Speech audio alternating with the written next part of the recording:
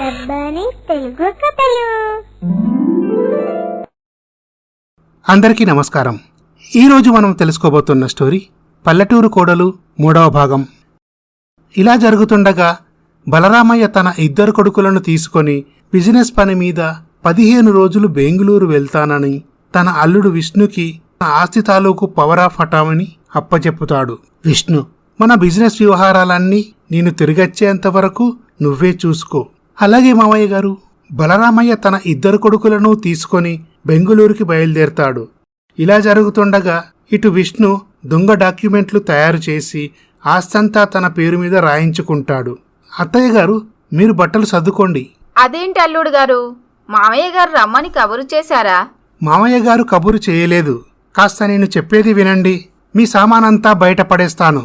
మీరు మామయ్య జీవితం ఎక్కడి నుండి మొదలుపెట్టారో మళ్ళీ అక్కడి నుండే ప్రారంభించండి. విష్ణు, ఏంటి చాలా ఎక్కువగా మాట్లాడుతున్నావు? పిచ్చి పిచ్చిగా ఉందా?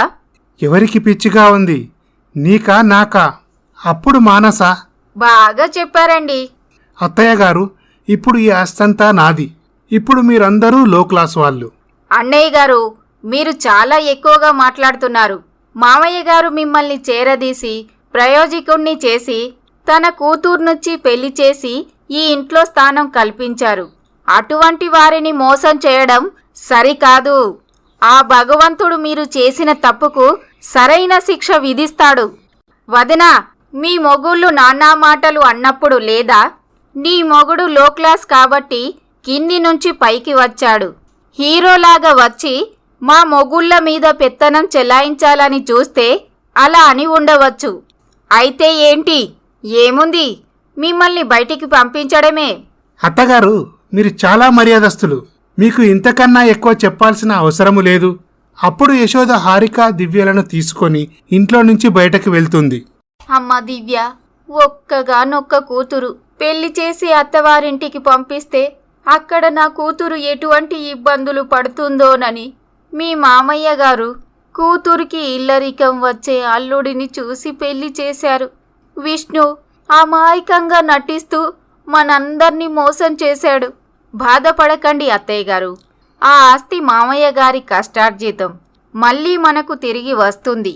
మీరు ఎక్కువగా ఆలోచించి ఆరోగ్యం పాడు చేసుకోవద్దు అంటూ దివ్య యశోదకి ధైర్యం చెబుతుంది. ఇలా దివ్య తన ఇంట్లో నుంచి వచ్చేటప్పుడు వాళ్ళ నాన్న ఇచ్చిన డబ్బులతో హోటల్లో ఒక గది అద్దెకు తీసుకొని ఉంటుంది. ఇటు హారిక జరిగిన విషయమంతా బలరామయ్యకి ఫోన్ చేసి చెబుతుంది. అప్పుడు బలరామయ్య తన 2 కొడుకులను తీసుకొని హోటల్కి వస్తాడు. నాన్నగారు, మీరు చాలా పొరపాటు చేశారు. విష్ణు మన అందర్నీ నమ్మించి మోసం చేశాడు. అవును బాబు, నేను తప్పు చేశాను. విష్ణు ఇలా చేస్తాడని అనుకోలేదు. మామయ్య గారు, ఇప్పుడు జరిగిపోయిన విషయం గురించి ఆలోచించడం సరికాదు. ముందు మీరు మంచి లాయర్తో మాట్లాడండి. అవునమ్మా, నువ్వు చెప్పింది కరెక్టే. ఇలా బలరామయ్య లాయర్ రామారావు వద్దకు వెళ్తాడు. అతనికి జరిగిన విషయమంతా వివరిస్తాడు. చూడండి, మీరు పవర్ ఆఫ్ అటామే మీ అల్లుడికిచ్చి పెద్ద తప్పు చేశారు. మీ అల్లుడు గారు మిమ్మల్ని నమ్మించి స్టాంపు పేపర్లపై తెలివిగా సంతకాలు తీసుకున్నాడు. అయినా మీరేమీ బాధపడకండి. మనం ఈ కేసు గెలిచి తీరుతాం. కాకపోతే కొంచెం ఖర్చు ఎక్కువ అవుతుంది. లాయర్ గారు, సుమారుగా ఎంతవరకు ఖర్చు అవుతుందండి? ఈ కేసు గెలవాలంటే 25 లక్షల వరకు ఖర్చవుతుందండి. ఆ డబ్బులు నేను సర్దుబాటు చేస్తాను. మీరు కేసుపై ఇన్వెస్టిగేషన్ ప్రారంభించండి. అలాగేనండి. ఇలా బలరామయ్య హోటల్ రూమ్కి వస్తాడు. నాన్నగారు, ఇంతకీ లాయర్ గారు ఏమన్నాడు? మనం ఈ కేసు గెలిచి తీరుతాం అన్నాడు. కాకపోతే 25 లక్షల వరకు ఖర్చవుతుందన్నాడు. ఈ పరిస్థితుల్లో ఆ డబ్బు ఎలా సర్దుబాటు చేయాలో ఆలోచిస్తున్నాను. నాన్నగారు, అంత డబ్బు ఎక్కడి నుంచి తేగలం? అప్పుడు దివ్య, మామయ్య గారు, మీరు ఏమీ అనుకోనంటే ఒక్క మాట.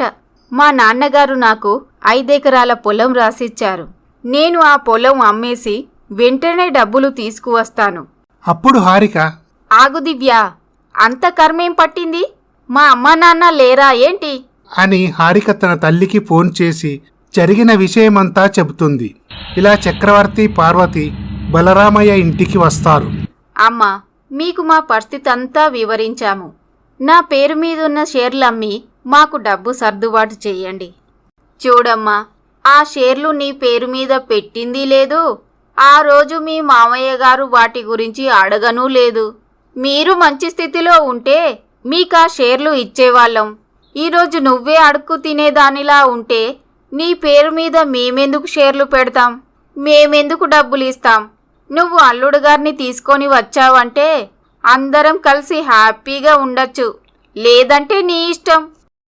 అప్పుడు వంశీ, హారిక, నువ్వు మీ అమ్మా నాన్నలతో వెళ్ళిపో. ఏవండి, మీరు నాతో ఇన్ని రోజులు కాపురం చేసి నన్ను అర్థం చేసుకున్నది ఇంతేనా? అమ్మా, మీకో నమస్కారం, మీ డబ్బులకో నమస్కారం. ఇక మీరు వెళ్ళొచ్చు. చూడమ్మా హారిక, నువ్వు ఇక్కడ వీళ్ళతో ఉండి ఏం సుఖపడతావు? వంశీకి డైవర్స్ ఇచ్చేసి మాతో వచ్చేసేయ్. నీకు మంచి సంబంధం చూసి పెళ్లి చేస్తా.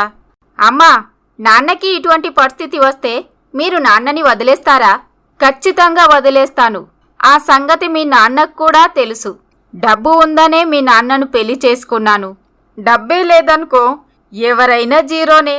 నువ్వు మాతో వచ్చావంటే ఆస్తి మొత్తం నీ పేరు మీద రాస్తాం. అమ్మా, ప్రాణం పోయినా నా భర్తని, ఈ కుటుంబాన్ని వదిలిపెట్టను. ఇక మీరు ఇక నుండి వెళ్ళండి. ఇలా పార్వతి చక్రవర్తిని తీసుకొని అక్కడి నుండి వెళ్తుంది. మామయ్య గారు, నన్ను క్షమించండి. మా అమ్మ డబ్బులు ఇవ్వనంది. వాళ్ళు వట్టి డబ్బు మనుషులు. అమ్మా దివ్య, సారీ అమ్మా. అయ్యో అక్కయ్య, మీరు నాకు సారీ చెప్పడమేంటి? మామయ్య గారు, ఇంకా మీరేమీ ఆలోచించకండి. పదండి, మా ఊరికి వెళ్దాం. లేదమ్మా, నేను ఇన్నాళ్ళు డబ్బే ముఖ్యం అనుకున్నాను. కాని డబ్బు కంటే విలువైనది పరువు, ప్రతిష్ట. ఇలా దివ్య వాళ్ళందర్నీ తీసుకొని తన ఇంటికి వెళ్తుంది. దివ్య జరిగిన విషయమంతా తమ అమ్మా నాన్నలకి, అన్నయ్యకి వివరిస్తుంది. అప్పుడు వెంకటయ్య, అల్లుడుగారు, మంచి వాళ్ళకి ఎప్పుడూ మంచే జరుగుతుంది. మీరేమీ దిగులు పడకండి. బావగారు, మొహమాట పడకండి. ఇది మీ ఇల్లే అనుకోండి. మీకు ఇక్కడ సౌకర్యాలేమైనా తక్కువైతే చెప్పండి. అదేం లేదండి. పల్లెటూరులో గదులు ఇరుకైనా వారి మనసులు చాలా విశాలం. ఇటు లక్ష్మమ్మ, వదిన గారు, ఖరీదైన బంగ్లాలో ఉండే మీకు ఇక్కడ కాస్త ఇబ్బందిగా ఉన్నట్టుంది కదండి. అదేం లేదండి. ఖరీదైన బంగ్లాల్లో పంచభక్ష పరమాన్నాళ్ళ కంటే ప్రేమానురాగాల మధ్య మీతో పచ్చడి మెతుకులు తిన్నా మనసుకు ప్రశాంతంగా ఉంటుంది. ఇటు నితిన్, చాలా థ్యాంక్స్ దివ్య. ఏంటండి, ఎన్నడూ లేనిది? అది కాదు దివ్య, నువ్వు చేసిన ఈ సహాయం ఈ జన్మలో మర్చిపోలేను. సహాయం కాదండి, ఇంటి కోడలుగా నా బాధ్యత. దివ్య, నీలాంటి భార్య దొరకడం నా అదృష్టం. ఏవండి, మీరు నన్ను మరీ అంతలా పొగడకండి. వెంకటయ్య దివ్య పేరు మీద ఉన్న పొలం అమ్మి ఆ డబ్బులు బలరామయ్యకు ఇస్తాడు.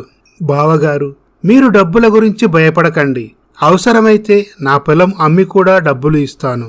బావగారు, మీరు చేసిన మేలు ఈ జన్మలో మర్చిపోలేమండి. మీరు పెద్దవారు, అలా అనకండి. ధైర్యంగా వెళ్ళండి.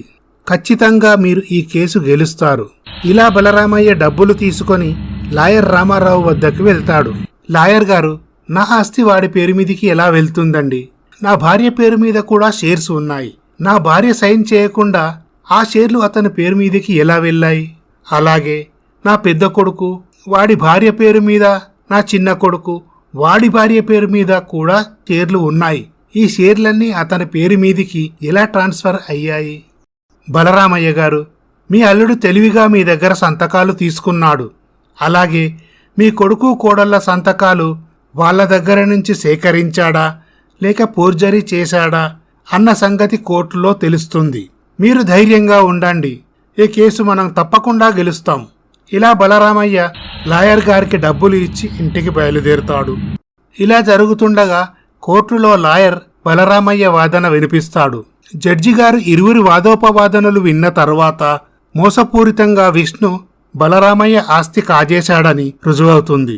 అప్పుడు జడ్జి విష్ణుకి 7 సంవత్సరాల కఠిన కారాగార శిక్ష విధిస్తాడు. ఇటు బలరామయ్య కేసు గెలవడంతో తన యావదాస్తి తన చేతికి వస్తుంది. అప్పుడు మానస బలరామయ్య ఇంటికి వస్తుంది. నాన్న, మీ అల్లుడు ఏదో తెలియక తప్పు చేశాడు, క్షమించు. చూడమ్మా, నా దృష్టిలో నువ్వెప్పుడో చచ్చావు. చచ్చిన వాళ్ళతో నేను మాట్లాడను. నువ్వు ఇక్కడి నుండి వెళ్ళిపో. ఇక ఈ జన్మలో నీ ముఖం నాకు చూపించకు. ఇటు కేసు గెలిచిన విషయం తెలిసిన యశోద, వంశీ, హారిక, దివ్యాలు చాలా సంతోషిస్తారు. ఇటు బలరామయ్య తన చిన్న కోడలు ఇంటికి వస్తాడు. బావగారు, మీరు చేసిన మేలు ఈ జన్మలో మర్చిపోలేను అంటూ వారిచ్చిన డబ్బులకు రెట్టింపు డబ్బులు వెంకటయ్యకు ఇస్తాడు. ఇప్పుడు ఇదంతా ఎందుకండి? మీరు కేసు గెలిచారు, అది చాలు. బావగారు, మనకు ఆస్తులు అంతస్తులు ఉన్నప్పుడు మన పక్కనే ఉండేవాళ్ళు కాదు నిజమైన బంధువులు, స్నేహితులు. మనకు ఏమీ లేనప్పుడు అండగా ఉండేవాళ్లే నిజమైన బంధువులు, స్నేహితులు.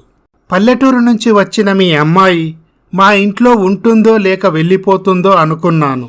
అటువంటిది మీ అమ్మాయే మమ్మల్ని పల్లెటూరుకు తీసుకువచ్చి మాకే జీవిత విలువలను నేర్పించి మా ఇంటి పరువు కాపాడింది. ఇలా ఈ కథ సుఖాంతమవుతుంది. ఈ స్టోరీ కనుక మీకు నచ్చినట్లయితే మా ఛానల్ని సబ్స్క్రైబ్ చేసుకోండి, లైక్ చేయండి, షేర్ చేయండి, కమెంట్ చేయండి. Thank you for watching.